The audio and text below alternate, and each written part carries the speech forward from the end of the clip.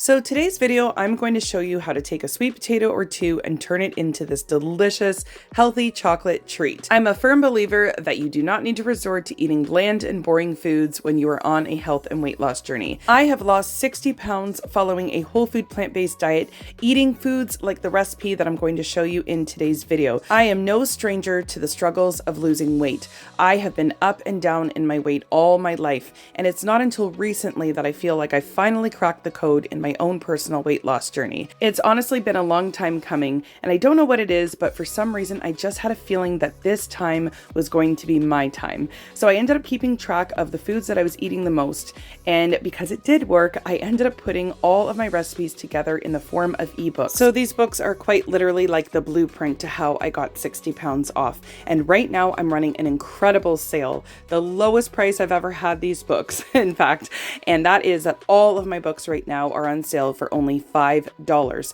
But that is a very limited time only. That's only for the next 48 hours. The link can be found in the description box below. And if you're one of the first 5 people to click the link, you will be receiving a free copy of my newest book called Shake Off the Weight. So good luck, and let's jump into this recipe. So while this is super easy to follow, I don't want you guys to worry. I will have all the instructions and ingredients listed in my description box below as well. So after the video, you can just go down there and take a screenshot. A lot of people like to do that, so you don't need to worry about writing anything down. So to start, we are just using 2 small to medium-sized sweet potatoes. We're going to throw those in the oven and bake them until they're all nice and sweet and gooey. So I did actually end up taking them out a little later than what I wanted to. I usually like to take them out about halfway and then poke them like 1,000 times. Why I do that is because we want to release all of those natural sugars. Believe me, it makes a huge difference. So after I baked the sweet potatoes, I let them cool down, and I just wanted to show you there that it basically made about 1 cup of cooked sweet potato. So that's kind of what you're aiming for, just in case your potatoes are a little bit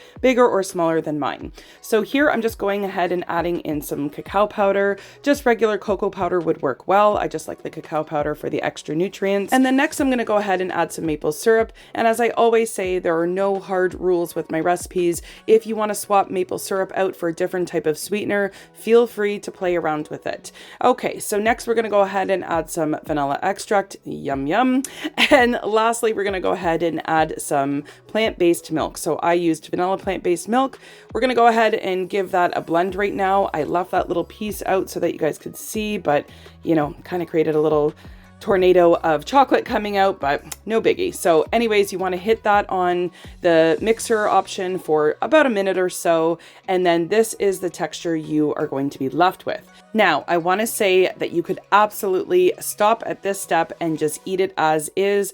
As you can see, it's super smooth and creamy. So, you know, you could dig right in and call it a day. But I like to take it one step further, and that is I like to actually pop it in the freezer. With the summer heat and really just in general, I love any type of healthy frozen treat. So this one does not disappoint. So I just go ahead and smooth it out, and then I popped it in my freezer for about 2 hours or so.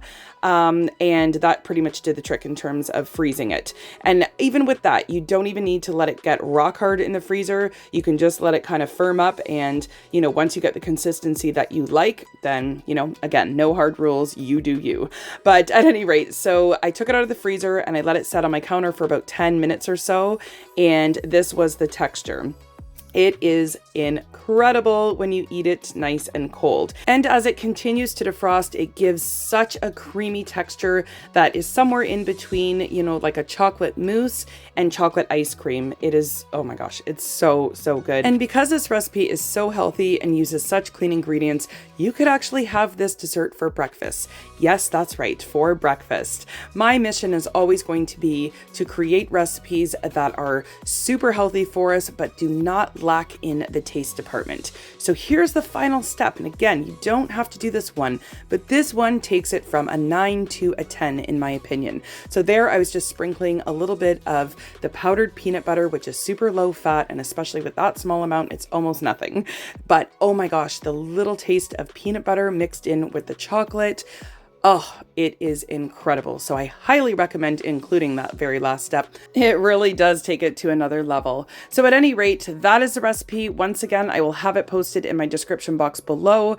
Please do not suffer through your weight loss journey. You can absolutely find delicious recipes using whole food plant-based ingredients, super healthy for you, and still enjoy the process. If it's your first time here, be sure to hit that subscribe button on the way out if you want more content like today's video.